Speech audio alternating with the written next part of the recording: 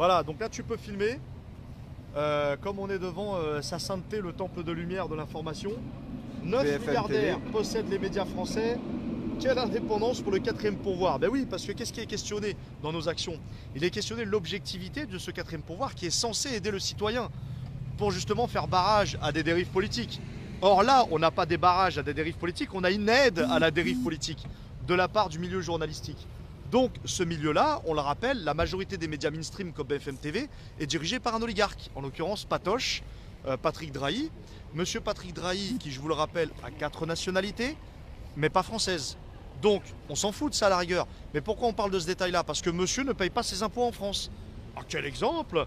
Nous qui entendons la morale de lumière sur les plateaux de TV avec les pseudo-spécialistes, toujours animés par des Routel Krief ou des Gattegno, on nous dit qu'apparemment BFM TV ne donne pas de directives, les éditocrates ne donnent pas de directives aux journalistes, qu'on a notre liberté totale.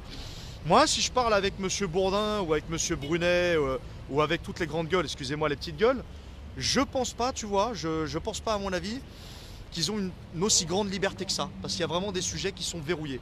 Donc petit clin d'œil à Patoche, hein, et ses amis milliardaires oligarques, donc Xavier Niel, Mathieu Pigasse le bankster, Xavier Niel l'inventeur du Minitel Rose et 3615 ULA. Donc on a du lourd quand même dans l'oligarchie, monsieur Bolloré, le chantre des transports et surtout le chantre des dictatures en Afrique, puisqu'il permet à des dictatures de se maintenir. Donc voilà.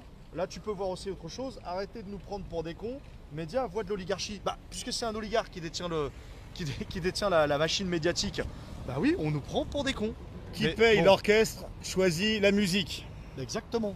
Donc de quelle musique il s'agit? Après, il Ultra-libéral, faut décortiquer destruction du service public. la note de Mozart. Ce voilà. sera l'objet d'une autre émission, on va dire. C'est ça, les amis. Donc, je vous recommande. Il faut recommander quand même le bar. Hein, donc, le restaurant, les 3 présidents. Et au menu, le hamburger élyséen. L'hamburger élyséen, putain, les mecs. Moi j'avais dit, si jamais monsieur Macron est destitué par l'article 68, je vous paye le resto, les gars.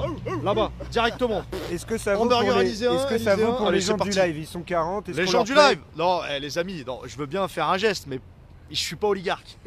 Dans l'optimum, qu'est-ce qu'il faudrait dans le futur? Il faudrait que les médias appartiennent à leurs salariés, c'est-à-dire les pigistes, les CDD. 2 tiers des embauches, c'est au niveau pige et CDD, au niveau des médias. Donc les gars, ils sont déjà en précarité, donc forcément, ils ne peuvent pas être indépendants. L'optimum serait que les médias appartiennent à leurs salariés et qu'il y ait que des CDI au niveau des médias, qu'on expulse tous les oligarques, une sorte de scope en fait au niveau des médias et que ça soit dans la Constitution, de telle sorte qu'il soit interdit à des milliardaires ou des groupes industriels, bancaires ou autres d'acheter des médias, parce qu'à la base c'est plutôt déficitaire. S'ils l'achètent, c'est pour acheter, fabriquer l'opinion. Donc l'intérêt de notre démarche est aussi de communiquer dessus. Il y a des solutions pour l'indépendance des médias, et la première c'est que les médias retournent à leurs salariés. Voilà. Récupérer le quatrième pouvoir passe par une constituante et une constitution citoyenne, voilà. Mais les amis, avant de changer la Constitution, il y a déjà une étape, c'est de destituer le président actuel par l'article 68. Et là, on pourra passer aux choses sérieuses. Et ce n'est pas tout. Parce que si on veut changer la Constitution, il faut également un Conseil national de transition.